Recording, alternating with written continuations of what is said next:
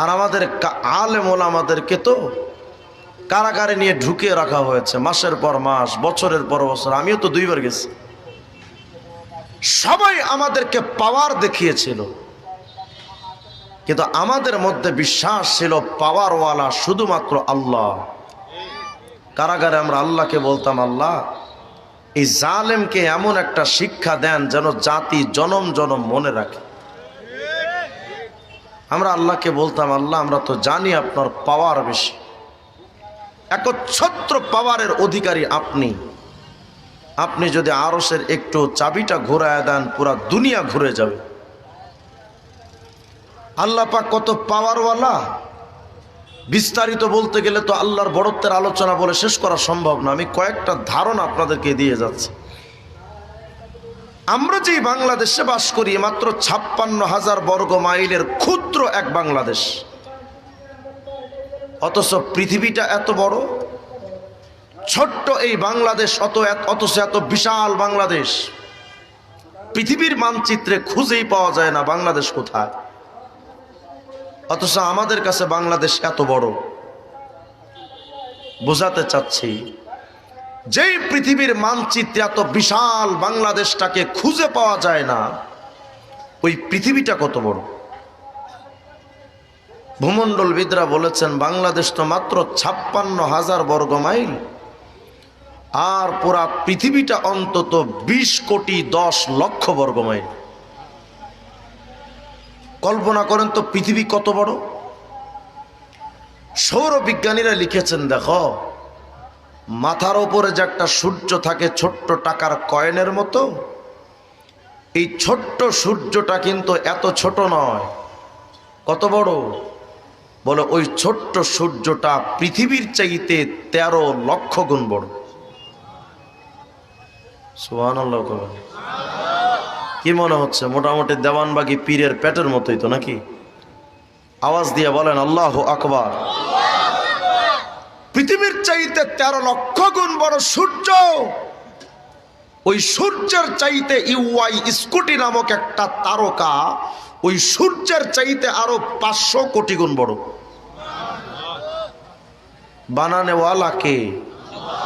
ওই চাঁদ সূর্যের মধ্যে ক্ষমতা হুকুম চলে কার?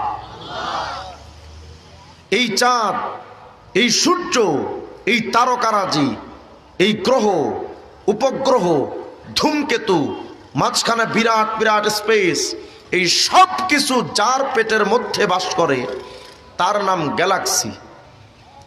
এগুলো আমাদের মোল্লাদের কথা না, আপনাদের নাসার সায়েন্টিস্ট বিজ্ঞানীদের কথা। তারা লিখেছেন যে এগুলো যার পেটের মধ্যে বাস করে তার নাম গ্যালাক্সি। আমরা যে গ্যালাক্সিতে বাস করি তার নাম মিল্কি ওয়ে গ্যালাক্সি।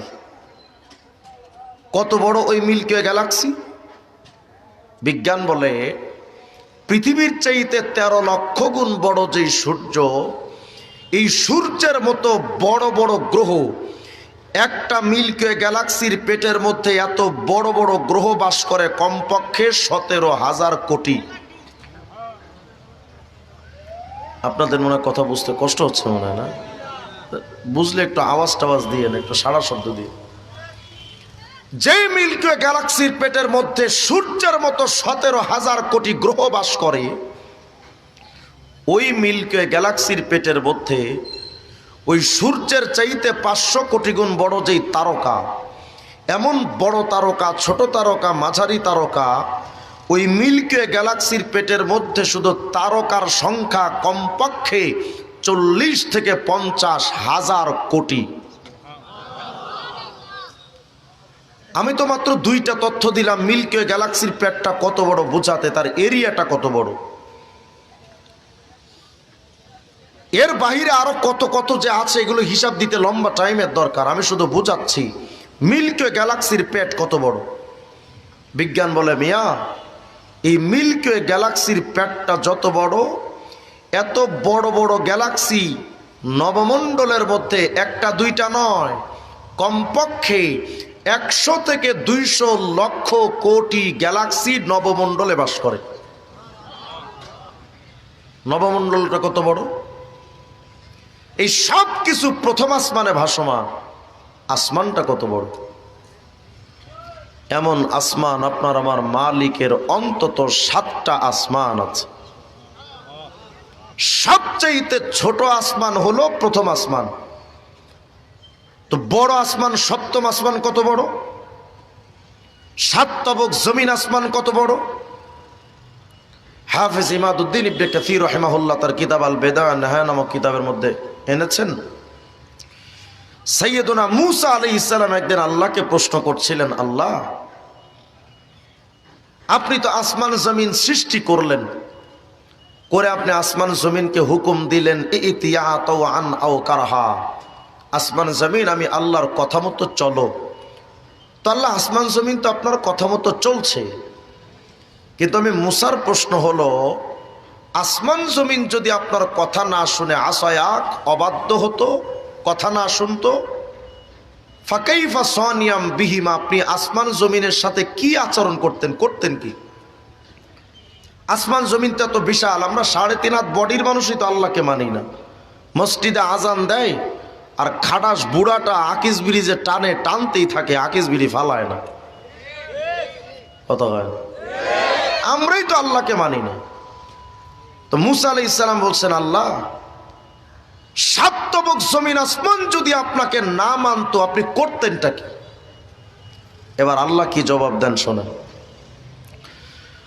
আল্লাহ রাব্বুল আলামিন ডেকে বলেন, মূসা কুনতু আমরু দাব্বাতাম মিন দাওয়াবি ফাতাবতালিউহুমা, এই মূসা 7 তবক জমিন আসমানটা যত বড়, স্পেশাল ব্রাঞ্চের মধ্যে আমি আল্লাহ কিছু পশু বানায় রাখছি রে মূসা। আমার ওই পশুগুলো কত বড়,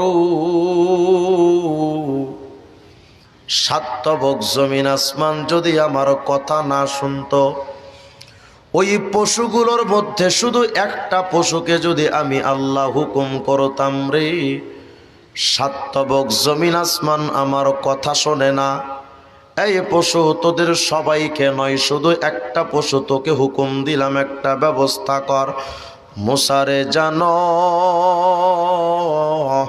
7 তবক জমিন আসমানটারে একটা লুকমা বানায়া ওই একটা পশুই মুখের মধ্যে দিয়া গিলে ফালাইতো, কিন্তু তার গলায় আটকাতো না। কল্পনা করেন তো পশুর গলাটা কত বড়, এত বড় গলাটা যে বডির সাথে ওই বডিটা কত বড়। তো সাইয়েদুনা মূসা আলাইহিস সালাম বলেন, আল্লাহ তুমি কও কি, ফাআইনা দাব্বা, তো এত বড় পশু তুমি রাখছো কই? আল্লাহ পাক বলেন, মূসা ফি মারজিম মিন মুরুজি, এই মূসা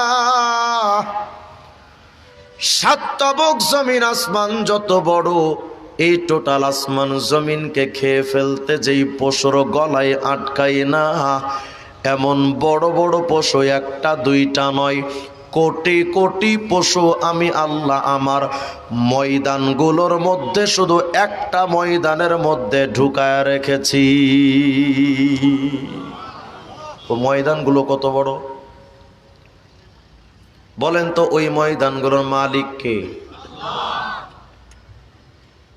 সিলেটের মানুষ আওয়াজ এত কম দেয় আমার জানা ছিল। একটু সবাই তাকবীর দিয়ে দাঁড়ায় যান তো, সবাই দাঁড়ান, আল্লাহু আকবার, সবাই দাঁড়ান, সবাই দাঁড়ান, সবাই সবাই এবার সবাই সামনে আসেন, খালি জায়গা পূরণ করে কাছাকাছি বসেন, বসেন বসেন, ঝটপট বসেন বসেন, বসে পড়েন, কারো সামনে কোনো খালি জায়গা না থাকে, বসেন বসেন, বৈশা যান, হাই জালালি, আওয়াজ দিয়ে বলেন তো আল্লাহু আকবার। একটু তাজা থাকা যাবে না, মিনমিনান না পরিবেশ আমার কাছে পছন্দ না। শাহজালাল ইয়ামানি রাহিমাহুল্লাহর উত্তর সুরেদের আওয়াজ থাকতে হবে বলিষ্ঠ, তবেই গৌর গোবিন্দারা পালাবে। আর যদি মিনমিনান না কথা কন, তাইলে বাংলাদেশে আবার স্বৈরাচার শেখ হাসিনার আগমন হবে। কষ্ট থাকা যাবে ইনশাআল্লাহ? বাস গলা ছেড়ে চিৎকার দিয়ে বলেন আল্লাহু আকবার। 7 তবক জমিন আসমান তো এত বড়, সূরাতুল বাকারা 255 নম্বর আয়াতের মধ্যে আল্লাহ পাক বলেন, আয়াতুল কুরসির মধ্যে আল্লাহ পাক বলেন, ওয়াসিয়া কুরসিয়্যুহুস সামাওয়াতি ওয়াল আরদ, সাত তবক জমিন আসমান এত বড়। আল্লাহ পাক বলেন, এই বান্দা, এই টোটাল সাত তবক জমিন আসমান যত বড় হোক না কেন, আমার কুরসিটা এত বড়। এই সাত তবক জমিন আসমানটাকে আমি আল্লাহ আমার কুরসির পেটের মধ্যে ঢুকিয়ে রেখেছি। কুরসিটা কত বড়? তাফসীরে কুরতুবীর খণ্ড 11 নম্বর পৃষ্ঠার বর্ণনা, মাসসামাওয়াতু সাবু ফিল কুরসি ইল্লা কাদারাহিমা সাবআতিন উলকিয়াত ফি তুরস।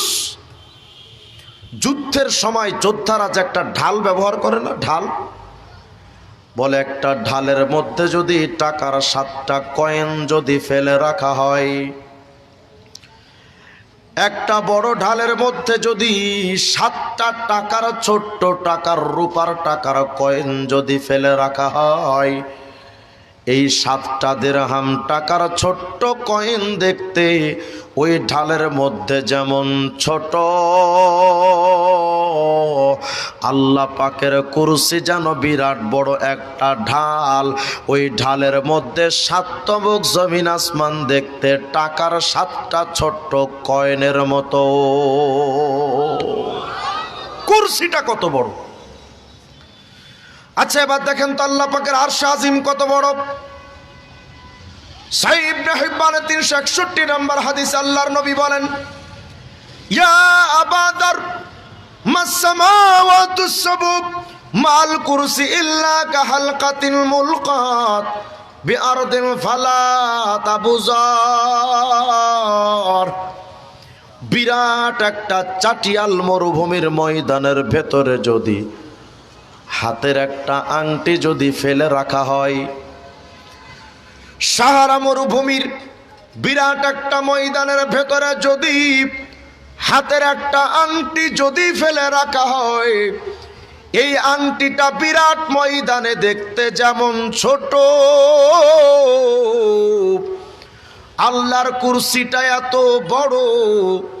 ওই বড় কুরসিটাও যদি আরশে আজিমের সামনে পেশ করা হয়, তো মনে হবে আরশে আজিমটা বিরাট বড় এক মরুভূমির মাঠ।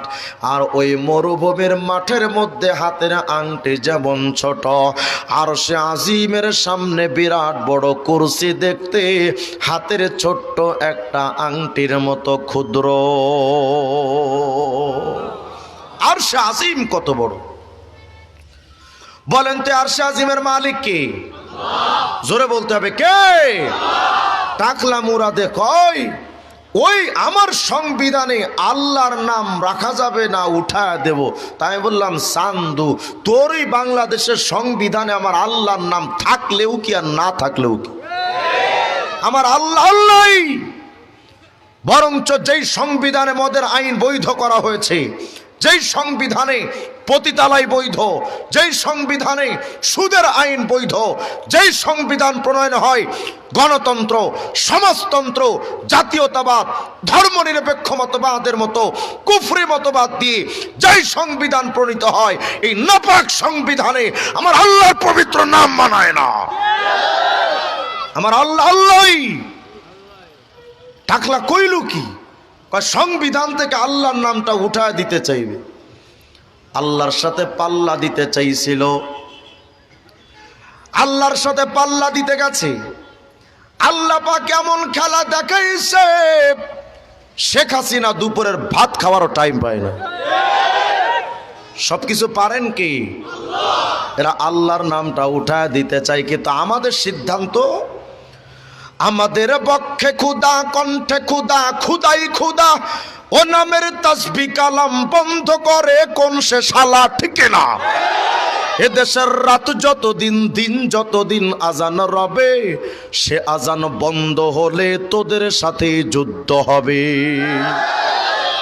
আল্লাহর নাম উঠায় দিতে চায়, ওই আল্লাহর নামটা তোরা মুখে আনতে চায় না।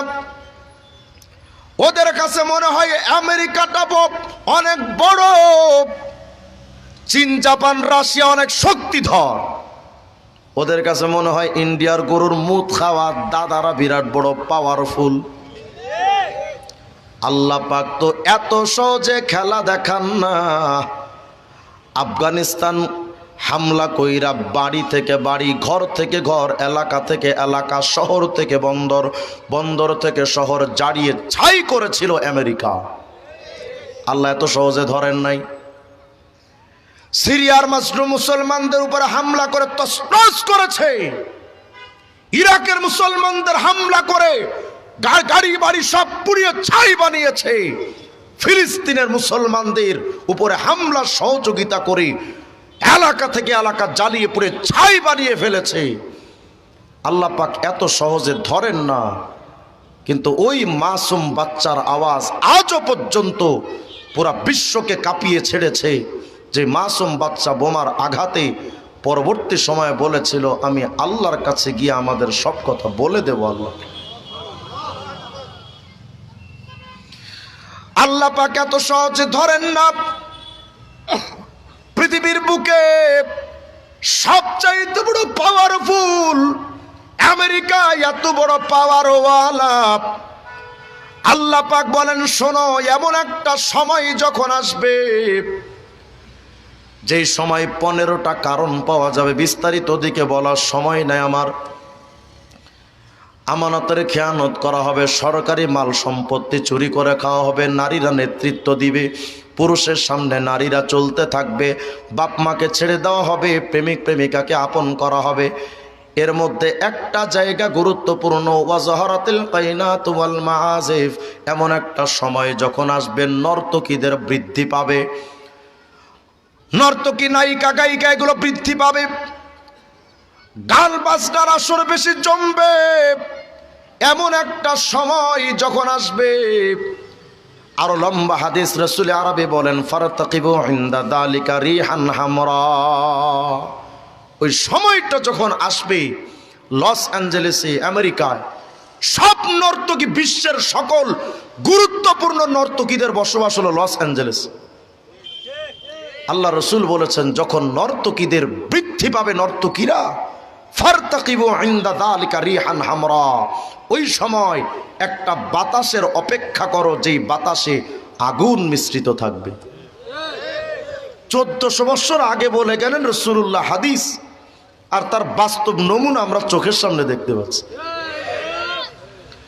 আল্লাহ পাক এত সহজে ধরেন না, কিন্তু আল্লাহর পাকড়াওটা বড় কঠিন। নিজেদের লোকদের কাছে নিজেরা পিটানি খাইছে শেখ হাসিনার গোষ্ঠী। যাদেরকে টাকা পয়সা দিয়া পারলো, সেই স্কুল কলেজের পোলা পান্ডা পিটায় সাইজ করছে। আমাদের কিচ্ছু করা লাগে নাই। ওরা মনে করে ওদের কাছে তো বড় বড় পাওয়ারের অস্ত্র আছে। আমার উস্তাদে মোহতারাম মুফতি ফজলুল হক আমিনী রাহিমাহুল্লাহ হযরত বলতেন, 10টা অস্ত্র মামলা খেয়ে বলেছিলেন সাংবাদিক সম্মেলনে, যেরা বলে আমার কাছে 10টা অস্ত্র আছে। আরে বেটা কি কস, মাত্র 10টা অস্ত্র? আমার কাছে তো পৃথিবীর সবচাইতে পাওয়ার শক্তিশালী অস্ত্র আমার কাছে আছে। সাংবাদিকরা তো অবাক, হুজুর এটা কি কর? এই সাংবাদিক সম্মেলন সব হুজুর বলে দিচ্ছে সবচাইতে পাওয়ারওয়ালা অস্ত্র আমার কাছে আছে। হুজুর বললেন, মিয়া বুঝো না, আমাদের কাছে সবচাইতে শক্তিশালী অস্ত্র আছে আমাদের চোখের পানি। এটা বড় কঠিন জিনিস। দুনিয়ার মানুষ দুর্বলদের কোনোদিন দুর্বল মনে করা উচিত না। পৃথিবীর মধ্যে সুপ্রিম পাওয়ারওয়ালা দুর্বল, আর শক্তিশালীরা সবচাইতে দুর্বল। কিন্তু আমরা বুঝি না তো এটা।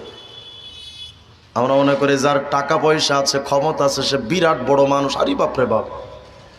এজন্য দেখা যায় ধনী মানুষ আর রিক্সাওয়ালার থাবড়ায়, কর্মচারী থাপ্পড় মারে। হুজুর দেখলেই তো কিছু পাওয়ারফুল নেতা আছে দেখবেন এলাকায়, বউর সাথে তো পারে না। বউ যদি জুতা দিয়ে পিটায়, বউরে কিচ্ছু বলতে পারবে না। সকাল 10টার সময় এসে মসজিদের মুয়াজ্জিনরা এসে ধমকায়, এই মুয়াজ্জিন, ফজরে আজান দিছো? এখন বাজে কয়টা? কয় 10টা। তো ফজরে আজান কি এখন হয়নি? রাত্রেবেলা বোর কাছে পিটানি খায়, কিচ্ছু বলতে পারে না, কিন্তু ইমাম মুয়াজ্জিন দুর্বল মনে করে বাস এদের এসা অত্যাচার জুলুম করে, এগুলারে ধইরা জুতা দিয়ে পিটানো দরকার। তবে তুমি যাদেরকে দুর্বল ভাবো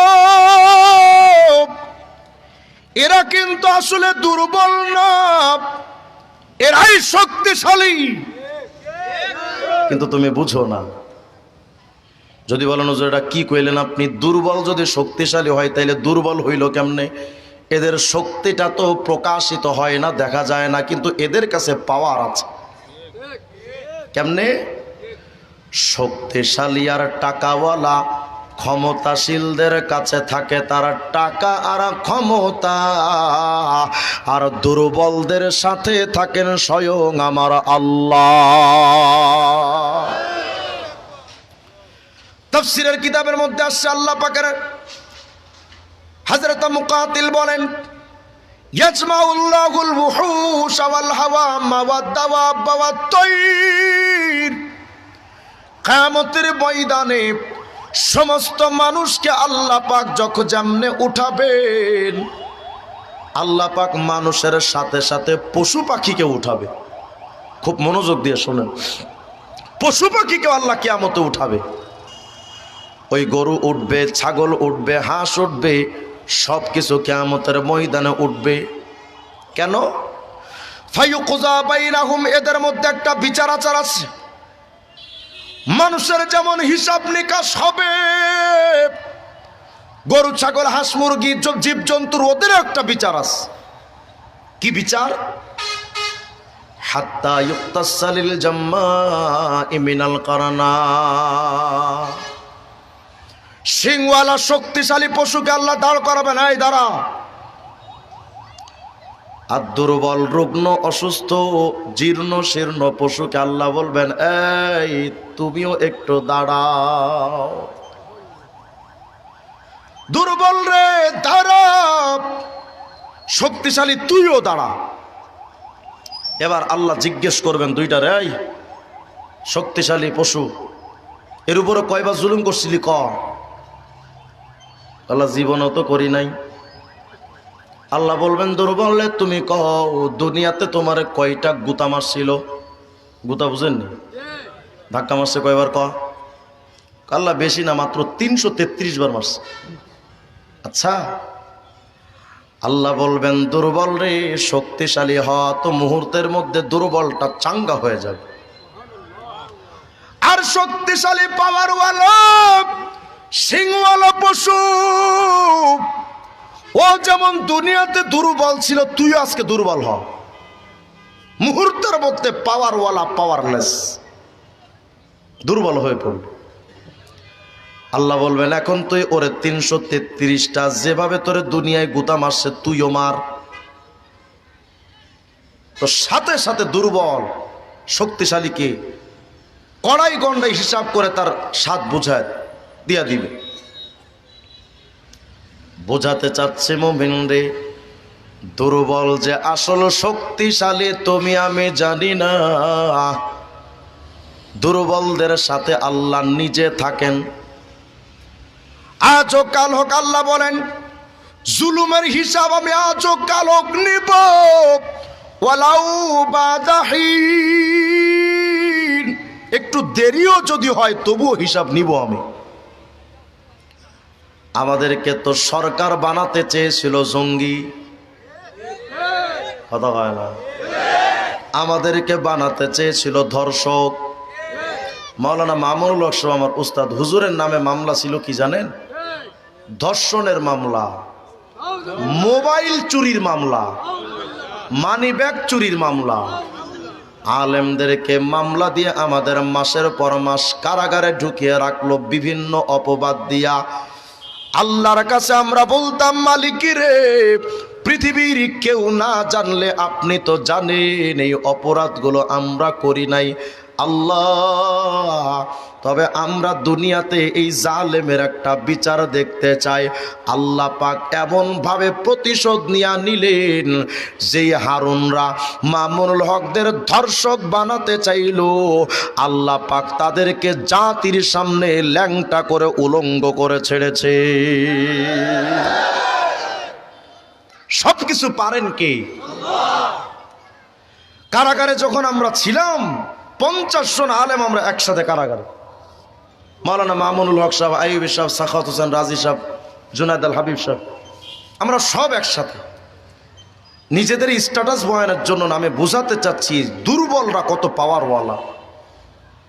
তা আমরা সবাই প্রতিদিন দুপুরবেলা এক জায়গায় জমা হতাম। আমাদের যেখানে আমাদের থাকার ব্যবস্থা ছিল ওখানে সবাই একটা বারান্দায় একত্রিত হতাম। হয়ে 1 ঘন্টা আমরা বিভিন্ন তাসবিহাত, জিকির, আজকার এগুলো করতাম। করে আসমাউল হোসনা, ইসমে আজম, এই সমস্ত যে সমস্ত আয়াতগুলো আছে এগুলো তেলাওয়াত করতাম। করে সম্মিলিতভাবে আমরা দোয়া করতাম। কখনো মামুনুল্লাহ সাহেব হাত তুলতেন, আমরা আমিন আমিন বলতাম। কখনো সাখাওয়াত সাহেব হাত তুলতেন, আমরা আমিন আমিন বলতাম। কখনো আমি তুলেছি। এভাবে আমরা পালাক্রমে এক একজন এক একদিন হাত তুলে দোয়া করতাম। দোয়ার মধ্যে আমরা কি বলতাম জানেন? রব্বুল আলামিন, যে অপরাধে আমাদেরকে কারাগারে ঢোকানো হলো, ও আল্লাহ, কেউ না জানলে আপনি তো জানেন যে এই অপরাধগুলো আমরা করি নাই। আমাদেরকে মিথ্যা মামলা দিয়ে বছরের পর বছর, মাসের পর মাস আমাদেরকে কারাগারে রাখলো। আমাদের ছোট ছোট মাসুম বাচ্চাগুলো যদি বাবা বাবা বলে চিল্লায়, ওদের কাছে গিয়া কোলে তুইলাম, মাথায় হাত রেখে আদরও করতে পারি। আমাদের বাপ মাদের চোখের পানি এই জালেমগুলো চোখের ঘুমটা হারাম করে দিয়েছে।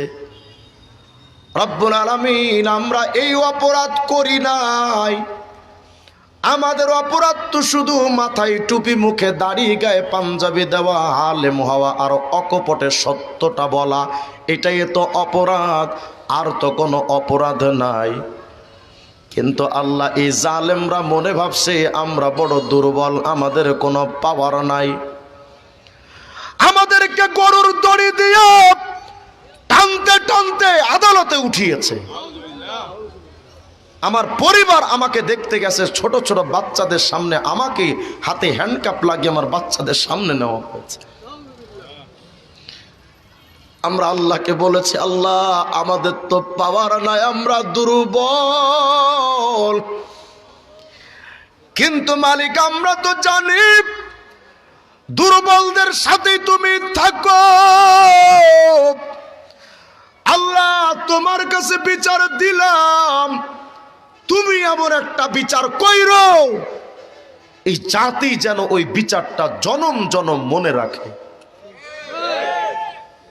আমরা হয়তো দুর্বল, কিন্তু আমাদের এই চোখের পানি শেখ হাসিনাকে এমন অবস্থা করেছে, ওর বাপের তো দাফন হাত আছে, এই জালেম এই বাংলাদেশে তার লাশও ঢুকবে না। দুর্বল, কোনদিন দুর্বল মনে করা উচিত নয়। হয়তো দুনিয়াতে দুর্বল আপনার উপতি তার জুলুমের বিচার করতে পারবে না। রিক্সাওয়ালার থাপ্পড় মেরেছ, রিক্সাওয়ালা তো আপনাকে পাল্টা থাপ্পড় লাগাইতে পারে নাই। হয়তো আপনার মুখে তার হাতটা লাগাইতে পারে নাই, কিন্তু তার হাতটা তো আরশের দিকে উঠাতে পেরেছে। কথা কয় না? এই যে হাতটা আরশের দিকে উঠাইল, এই হাতটা অত্যন্ত ভয়ঙ্কর, খুবই ভয়ঙ্কর হাত। জুলুম এমন একটা অপরাধ, কিয়ামতের ময়দানে কুকুর, শূকর, হাঁস, মুরগি, গরু, ছাগলের নামাজ রোজার হিসাব নাই, কিন্তু জুলুমের হিসাব আছে। জুলুমের বিচার সবার হবে। হযরত আব্দুল্লাহ ইবনে মাসউদ বলেন, ইউখাযু বিয়াদিল আবদি আওয়াল আমাতি ইয়াউমাল কিয়ামাহ।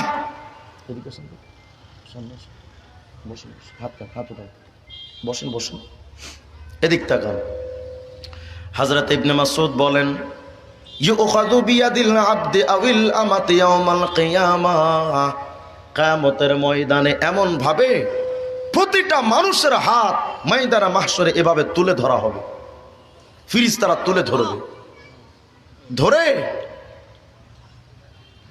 ফেরেশতারা এবার আওয়াজ দিয়া বলবে আলা ইন্না হাদা ফুলান ইবনু ফুলান, এই মানব জাতি দেখ, হাসরবাসী তাকায়া দেখ, এটা অমুকের সন্তান অমুক।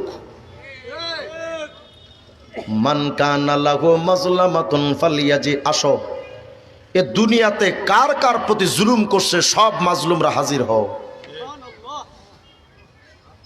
দুর্বলদের সাথে কে থাকেন? জোরে বলেন না কে? আল্লাহ মাজলুমকে তুলে, জালেমের হাতটা তুলে ধরে মাজলুমদেরকে ডাকবেন, মাজলুমরা ও কার কার প্রতি জুলুম করছে আজকে সবাই সামনে আসো, বিচার হিসাব কিতাব আজকে চুকে দেওয়া হবে, কড়াই গন্ডায় বুঝিয়ে দেওয়া হবে। আল্লাহর নবী বলেন আল্লাহর কসম, ওই সময় সবচাইতে বেশি খুশি হবে তার ঘরের বউ, সবচাইতে বেশি খুশি হবে তার সন্তান, সবচাইতে বেশি খুশি হবে তার বাবা এবং মা। কেন খুশি হবে জানেন? কারণ তাদের প্রতি তো ও দুনিয়াতে সবচাইতে বেশি জুলুম করেছে। কথা বুঝেন নাই মনে হয়? আমরা তো সবাই জালেম, শুধু সরকার জালেম এমনটা নয়, আমরা সবাই জালেম। সামান্য যদি একটু রান্নাতে লবণ কম বেশ হয়, স্ত্রীকে ধইরা দে মার। কেন মারলেন আপনি? আপনি মারলেন কেন তাকে? সে যে আপনাকে রান্না করে খাওয়াই, এটাই তো বেশি। ইসলামিক মাসআলা শুনে রাখেন, এখানে বড় বড় আলেম ওলামা আছেন, আমি যদি ভুল বলে থাকি হযরত ওয়ালার আমাকে ছাত্র হিসেবে সংশোধন করে দিবেন। ইসলামী আইন অনুযায়ী কোন স্ত্রী তার স্বামীকে রান্না করে খাওয়ানো, কাপড় চোপড় ধুয়ে দেওয়া, এটা তার উপরে অর্পিত কোনো জিম্মাদারি দায়িত্ব নয়। বুঝেন নাই মনে হয়? স্ত্রীর জন্য স্বামীকে রান্না করে খাওয়ানো জরুরি, কথা কন, জরুরি, জিম্মাদারি না। যদি খাওয়ায় সে আমাদেরকে দয়া করে খাওয়াচ্ছে, কারণ সে আপনার স্ত্রী, আপনার অর্ধাঙ্গিনী, আপনার জীবন সঙ্গিনী, সে আপনার কাজের বুয়া নয়। ইসলাম তাকে অধিকার দিয়েছে। কিন্তু আমাদের দেশের মহিলারা তো আলহামদুলিল্লাহ তারা বলার আগেই রান্না করে খাওয়ায়, বলার আগেই কাপড় চোপড় ধুয়ে দেয়। তো একটু তো মাসে দুই একবার তো এদিক সেদিক হতেই পারে, পারে না? মানলেন কেন আপনি? বলবেন যে হুজুর আমার বউ আমি মারবো, আপনার সমস্যা কি? সমস্যা আমার না, সমস্যা আপনার। কারণ আপনার বউ হয়েছে পরে, ও আল্লাহর সৃষ্টি আগে। কথা কয় না? প্রতিটা সন্তানের প্রতি বাপ মার যত মায়া, প্রতিটা বান্দার প্রতি আল্লাহ পাকের মায়া তার কোটি গুণ বেশি। নিজের সন্তানকে মারলে আপনি বাপ যেমন কষ্ট পান, পৃথিবীর কোন মাজলুম তার উপরে জুলুম করলে আল্লাহ পাক অতিরিক্ত ভাবে এই বান্দাদের কষ্ট দেখে আল্লাহ পাকও এটা অনুভব করেন। আপনি কেন মারলেন তারে? ছোট বাচ্চাটা কোনো একটা অপরাধ করলে সাথে সাথে দে মার, কেন মারলেন? মার এতটুকু জায়েজ যেটা শুধু শাসন পর্যন্ত সীমাবদ্ধ থাকবে, জুলুম পর্যায়ে গেলে ওই মার বাপও যদি মারে, শিক্ষকও যদি মারে, ওটাও জুলুম। পৃথিবীতে কারো প্রতি জুলুম কইরেন না বাজান, কিয়ামতের ময়দানে কেউ ছাড় দিবে না। আল্লাহ পাক দুর্বলদের সাথে ক্ষমতাওয়ালা আল্লাহ আছে। দুনিয়ার সরকারের সাথে হয়তো থাকে গরুর মুখ খাওয়া ইন্ডিয়ান দাদা,